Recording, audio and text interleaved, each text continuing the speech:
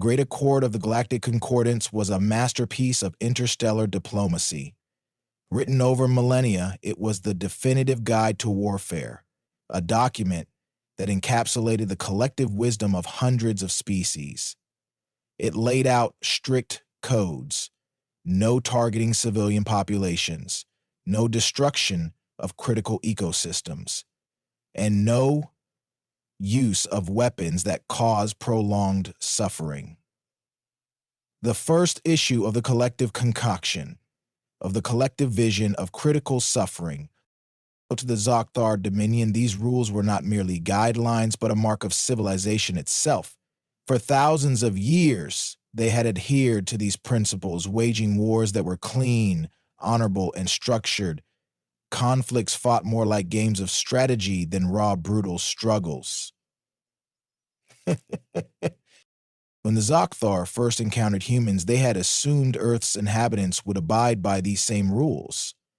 After all, humans had managed to develop faster-than-light travel, integrate artificial intelligence into their society, and terraform barren moons. Surely, they too were civilized. They were wrong. The war began over a misunderstanding, as most conflicts did. A small human mining fleet entered Zokthar-protected space, inadvertently drilling into a moon rich with cryathalon crystals, an essential resource for Zokthar biotech. The Zokthar, bound by the Accord, sent a formal protest to the human authorities, demanding reparations and the immediate cessation of mining operations. The response was peculiar. Instead of the formal apology and reparations the Zokthar expected, the humans sent back a message filled with what could only be described as insults. They claimed they had no knowledge of Zokthar territory and dismissed the concordance entirely, stating that they were not signatories and thus not bound by its rules. The Zokthar Council debated this for weeks. Some argued that humans were simply ignorant of intergalactic norms and needed to be educated. Others suggested harsher measures, believing that only force would compel these creatures to understand the sanctity of the Accord. Eventually, the decision was made, a demonstration of power, carefully orchestrated to follow every rule of the concordance. The Zokthar fleet, led by Admiral Kareth, arrived at the disputed moon, their ships shining like silver daggers against the void. A broadcast was sent to the human mining vessels, warning them to evacuate within 48 hours. The humans responded within minutes. Their transmission was garbled and filled with static, but one phrase came through clearly: "Come and take it." Admiral Kareth was puzzled by the response. Did the humans not understand the magnitude of the situation? Perhaps they were trying to provoke the Zokthar, goading them into breaking the rules. No matter, Kareth would show them the strength of the Dominion while maintaining the utmost decorum. The Zokthar fleet began their operation with precision. A series of warning shots were fired, carefully aimed to disable but not destroy the human mining vessels. The humans, however, did not retreat. Instead, they retaliated. The first human attack was bizarre. Rather than targeting the Zokthar ships with advanced weaponry, the humans launched mining drones loaded with explosives. The drones moved erratically, their trajectories unpredictable as they collided with the Zokthar's energy shields. "Primitive," Kareth muttered, "but resourceful." The Zokthar retaliated with measured force, disabling several of the mining vessels and capturing their crews. By the standards of the Concordance, it was a flawless operation. Kareth expected the remaining humans to surrender. They didn't.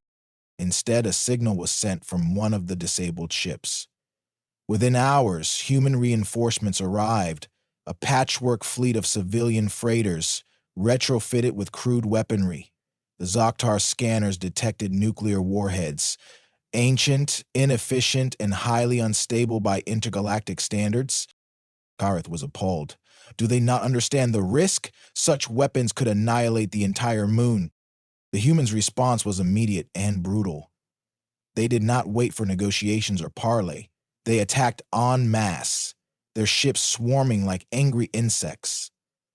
The Zokthar fleet, though technologically superior, found themselves overwhelmed by the sheer unpredictability of human tactics. The humans did not follow any discernible strategy. They rammed their ships into Zokthar vessels, detonated their nuclear warheads at point-blank range, and even used their escape pods as decoys. The Zokthar were unprepared for this level of chaos. Their ships, designed for honorable combat, were not equipped to handle such reckless aggression. Kareth watched in horror as his fleet was forced to retreat, leaving the humans in control of the disputed moon. So, see, the Zokthar Council convened in an emergency session. The defeat was unprecedented. Never in their history had they encountered an enemy so unorthodox. The humans' actions were deemed barbaric. Their refusal to adhere to the Concordance, an affront to all civilized species. They are savages, one counselor declared. They must be eradicated before they infect the galaxy with their lawlessness. But others were more cautious. We underestimated them, said Counselor Taniv. Their methods are unconventional, yes, but effective. We must understand their psychology if we are to defeat them. And so, a team of Zokthar researchers was dispatched to study the humans. They infiltrated human communication networks, observed their history, and analyzed their culture. What they discovered was both fascinating and horrifying. Humans, it seemed, had never followed rules in warfare. Their history was a litany of brutal conflicts, each more destructive than the last. From the trenches of World War I to the nuclear devastation of World War II, from guerrilla wars to cyber warfare, humans had adapted to every conceivable form of conflict. They had no universal code of conflict. They had no unifying principle other than survival at all costs. To them, one researcher noted, war is not a game. It is an existential struggle. There is no honor, only victory or annihilation. This revelation sent shockwaves through the Zokthar leadership. How could they fight an enemy with no regard for the rules? How could they predict the actions of a species that thrived on unpredictability? Admiral Karath was given a new mission to engage the humans once more, this time with a larger fleet and a deeper understanding of their tactics. He studied human history, trying to find patterns in their madness.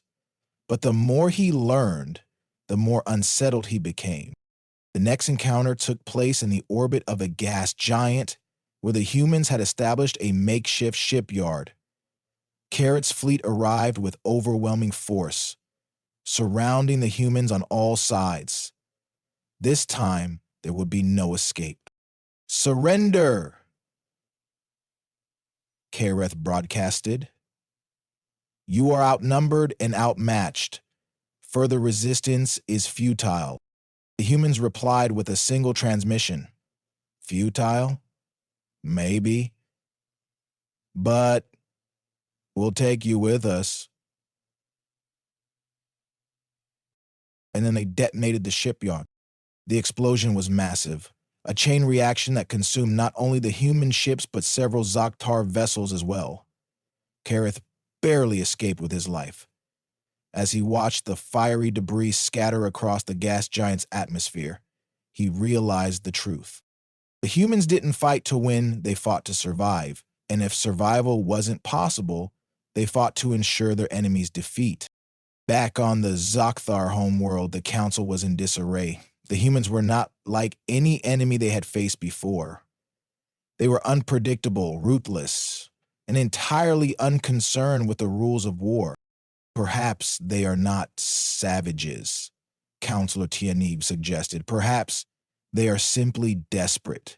Their history is one of constant struggle against each other and against their environment. To them, War is not a choice, but a necessity. What does that mean for us? Another counselor asked. Tianib hesitated. It means we cannot defeat them by conventional means. To win this war, we must become like them. The room fell silent. The Zokthar had always prided themselves on their adherence to the concordance. To abandon it would mean sacrificing. The battlefield was a shattered nebula of debris, broken ships, and burning wreckage. The war between humanity and the Zokthar Dominion had raged for months, and every encounter left more blood on the stars. While the Zokthar adhered to their ancient codes of warfare, honorable duels between starships, strict rules of engagement, and precision strikes, humanity's forces were unlike anything they had ever faced. Kareth, commander of the Zokthar flagship Ultar's honor, watched in disbelief as another human vessel careened toward one of their cruisers. It was a freighter, barely holding itself together, but it was coming straight at them with terrifying speed. The Zokthar ship fired precisely according to their rules, targeting non-vital systems to disable the craft. But as the beam sliced through the freighter, something unexpected happened. Instead of slowing, the human ship accelerated. The crew had rigged it with a makeshift fusion core, pushing the vessel into overdrive, a suicide run that slammed into the Zokthar cruiser with enough force to tear it apart. Kareth flinched as the shockwave rippled through the void. "This is madness," Kareth whispered, gripping the railing of the command deck. "They have no regard for their own lives." "It's not madness, Commander," his second-in-command, Larith, said grimly. "It's something else. They don't fight like we do. They don't follow the codes." Kareth narrowed his eyes at the tactical display. The humans were everywhere. Pockets of resistance scattered across the battle zone, moving in irregular patterns that made no tactical sense. Their fleet was a ragtag collection of ships. Civilian freighters armed with railguns, repurposed mining vessels, even luxury cruisers that had been hastily converted into makeshift destroyers. Nothing about them was elegant or sophisticated, but they were effective. "They're exploiting every weakness," Larith continued. "They don't care about honorable combat or minimizing damage. Every resource is a weapon. Every trick is fair play." Bailey Contrary's chest tightened with unease. This war was supposed to be a straightforward affair. The Zokthar had encountered countless species over the millennia, each one falling in line with the galactic norms of warfare. Even those who resisted eventually bent to the codes. But humanity was different. They weren't bending. They were breaking the rules entirely. "Commander, we've lost contact with their forward outposts," Larith reported. They're jamming our comms again." Kareth ground his teeth. The humans' jamming tactics were crude but devastating. They used debris fields and hijacked satellites to scatter communication signals, making it nearly impossible to coordinate Zokthar forces. In contrast, the Zokthar's reliance on clean, uninterrupted channels of communication had made them vulnerable. "They're using the battlefield itself against us," Kareth muttered. "Every piece of wreckage, every stray signal, they're turning it into an advantage." Larith nodded. "Their methods are unpredictable. It's like they're playing a different game." Kareth stood in silence for a moment, staring out at the chaos beyond the viewport. He had seen humans fight on the ground, face to face, where their raw, aggressive nature was apparent. But this was something else entirely. There was no honor in the way they fought, no respect for the rules that had governed warfare for thousands of years. And yet they were winning. Slowly but surely, they were gaining ground. "How did they come to this?" Kareth asked, more to himself than to anyone else. "How did a species become so, ruthless?" Larith hesitated before answering. It's said that humanity's history is one of constant struggle. They've warred with themselves for thousands of years over resources, ideology, territory.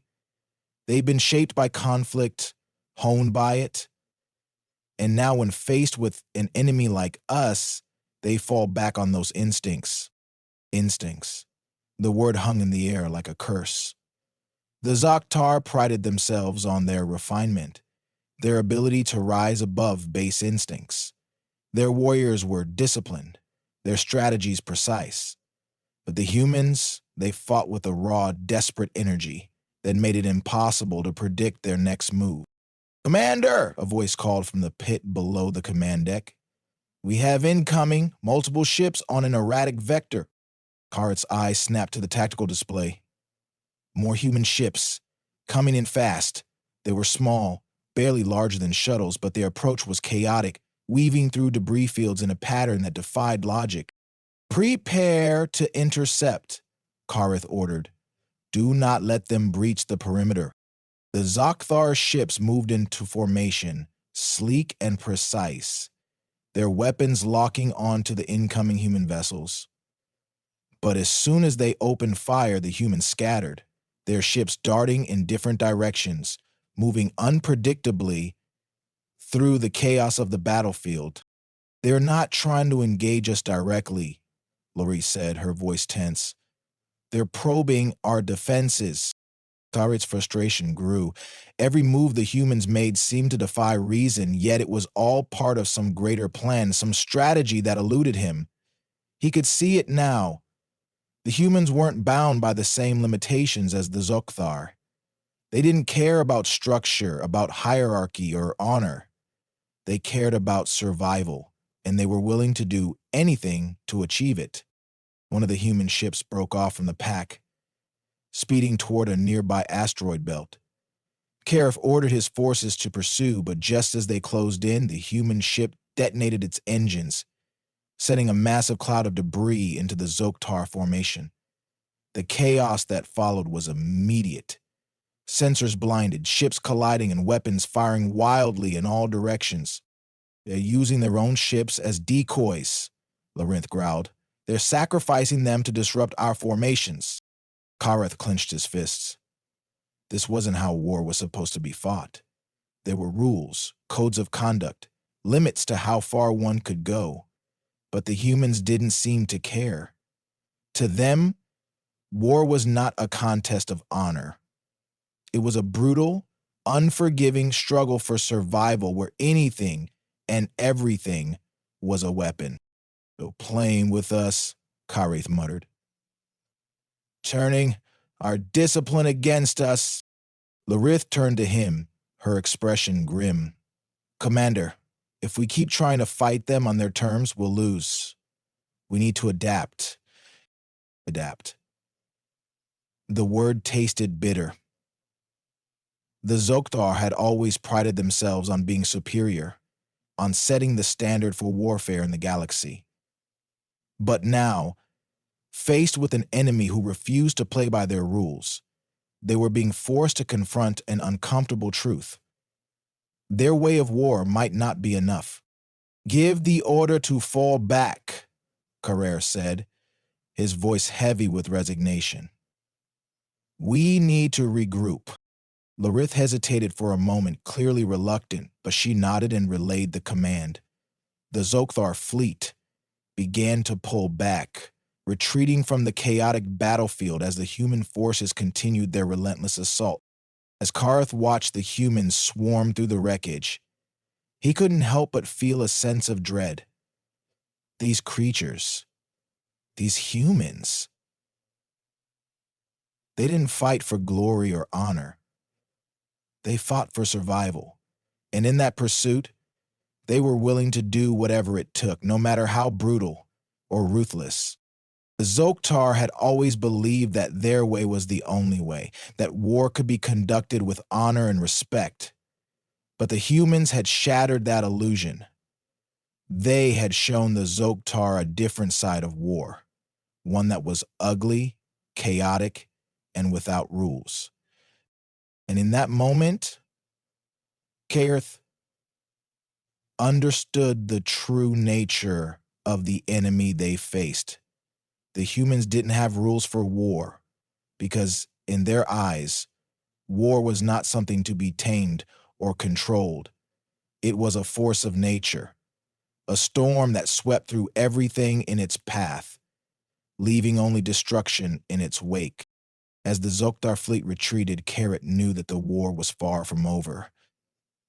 The humans would not stop, would not relent, until they had secured their survival. And if the Zokthar wanted to survive as well, they would have to change. They would have to learn the hard lesson that the humans had already mastered. In war, there were no rules. There was only survival. The war had reached its bloodiest chapter. The humans were tenacious, unpredictable, and relentless. The Zokthar, for all their superiority in technology and discipline, were beginning to crumble under the weight of a war that defied every principle they held sacred. Karith stood on the bridge of Ulthar's honor, staring at the holographic map of the latest battlefield. Pockets of human resistance flickered across the display like scattered embers, refusing to die out. He felt exhaustion seep into his bones, his mind burdened by months of relentless conflict. "Commander, the human fleet has issued a ceasefire request," Lawrith announced from her console. The words were unexpected, cutting through the haze of Kareth's thoughts like a blade. "A ceasefire?" Kareth repeated, narrowing his eyes. "Is this another one of their ploys?" "We cannot be certain," Lady Rith admitted, "but they're using open communication channels. They're requesting a dialogue." Kareth's first instinct was suspicion. The humans were not above deception. They had proven that repeatedly. But something about this felt different. "Patch him through," he ordered, folding his hands behind his back. The holographic display shifted, revealing the image of a human commander. Her face was lined with exhaustion, her uniform a mismatched patchwork of scavenged materials. She was no different from her fleet, rough, resourceful, and battered, yet unbroken. "This is Commander Tessa Grant of the United Human Front," she said, her voice steady despite the tension that filled the moment. "We've fought long enough, Kareth. It's time we talked." Kareth studied her for a moment, searching for any sign of subterfuge. But her expression was resolute, not manipulative. "Talk about what, human?" Kareth asked. "Your surrender?" Tessa's lips twitched into a faint, humorless smile. "If you think we'll surrender, you haven't been paying attention. No, I'm here to talk about the future. Because if this war continues, neither of us will have one." Kareth's grip on the railing tightened. Tessa shook her head. "Your codes of war are a luxury we can't afford. Maybe they worked for the Zokthar when you were fighting other species like you, species with planets full of resources and centuries of peace to fall back on. But humanity doesn't have that. We've fought for every inch of ground we've ever had, and we've learned the hard way that survival doesn't come with a rule book. Desperately, improbably," Fidelia looked around the boat. K-Rath bristled at her words, but he couldn't deny the truth in them.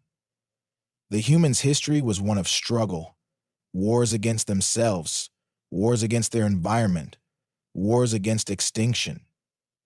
They had been forged in the fires of conflict, and it had made them into something the Zokthar could not understand. "You justify your brutality as pragmatism," Kareth said. "But at what cost?" Tessa's gaze hardened. "And how many lives have you sacrificed for the sake of your codes, Commander? How many of your people have died because you refuse to adapt?" The question struck Kareth like a physical blow. He thought of the countless Zokthar ships lost in this war, their crews loyal to the end, fighting according to the ancient codes that had defined their civilization for millennia. How many of those lives could have been saved if they had fought differently? There's something you need to understand, Kareth, Tessa continued. War isn't about honor or glory or rules. It's about survival. And if we keep tearing each other apart, there won't be anything left to survive for. Karth looked away from the display, his thoughts a storm of doubt and frustration. The Zokthar had always believed that their way was the right way, that their codes were the pinnacle of civilized warfare. But the humans had exposed the flaws in that belief, showing them that survival often required breaking the very rules they held sacred. Amanda, Laurice interrupted, her voice cautious. The human fleet has ceased all hostilities. They appear to be holding position. Gareth turned back to the display, studying the tactical map. Sure enough, the humans had stopped their attacks, their ships forming a loose, defensive formation. What do you propose, human? Gareth asked. Tessa's expression softened, though the tension in her eyes remained. A truce. We need to stop this war before it destroys both our species. We can find a way forward, together. Gareth's jaw tightened. The idea of a truce was unthinkable, a violation of everything the Zokthar had fought for. But as he looked at the map, at the wreckage that littered the battlefield, he couldn't ignore the truth staring him in the face. This war wasn't just costly. It was unsustainable, a fragile meeting. The negotiations took place aboard a neutral vessel, a battered human freighter chosen for its simplicity and lack of tactical value. The air inside was tense, the atmosphere heavy with distrust. Kareth and Larith arrived with a small contingent of Zokthar guards, their every movement precise and disciplined. Across the room, Tessa and her team were a stark contrast, relaxed, almost casual, but with an alertness that spoke of constant vigilance. You came unarmed, Tessa remarked, glancing at the Zokthar. We are not assassins, Kareth replied coldly. And we are not diplomats, Tessa shot back. But here we are. The two leaders sat across from each other, separated by a table that felt far too small for the weight of the decisions they were about to make. You fought with everything you have, Tessa began, and so have we. But if we keep this up, we're going to annihilate each other. That's not victory. That's extinction. Kareth studied her, his expression unreadable. You ask for peace, yet your actions have been anything but peaceful. How do we know you won't betray us the moment it suits you? You don't, Tessa admitted. Just like we don't know if you'll turn on us once the ink is dry. But that's the risk we take when we decide to trust someone. And trust is the only way either of us makes it out of this alive. Arithi leaned in, her voice sharp. You speak of trust, yet your species has shown no regard for the rules of war. Why should we believe you'll honor a truce? Tessa sighed, running a hand through her hair. 'Cause we're tired, Kareth, tired of fighting, tired of losing. We didn't want this war, but if it has to end, we'd rather it end with both our species still standing. Kareth's gaze softened, if only slightly. He could see the weariness in Tessa's eyes, the weight of command that mirrored his own. In that moment, he realized something profound. The humans were not monsters. They were not savages. They were survivors, doing what they had to in order to protect their people. And so too were the Zokthar. The truth was fragile, held together by little more than mutual exhaustion and a shared desire to end the bloodshed. But it was a start. Over the following weeks, representatives from both sides met in secret, working to establish a framework for peace. The discussions were heated, filled with accusations and grievances, but slowly, painfully, progress was made. For the first time, the Zokthar began to see the humans not as enemies but as equals. Different, yes, but not inferior. And the humans in turn came to respect the Zokthar's discipline and honor, even as they rejected their rigid codes.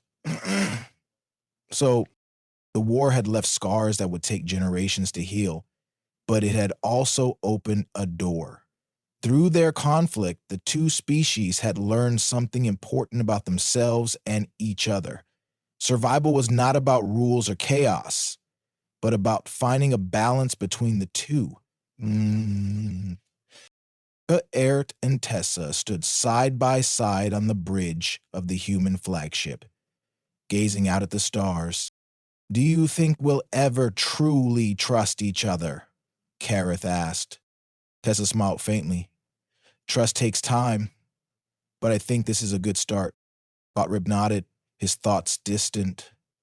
The war had changed everything, but perhaps, in the end, that change was exactly what they needed. And so, with the echoes of battle fading into silence, the Zokthar and humanity began the slow, uncertain journey toward a new future, one where survival was no longer a solitary struggle, but a shared endeavor.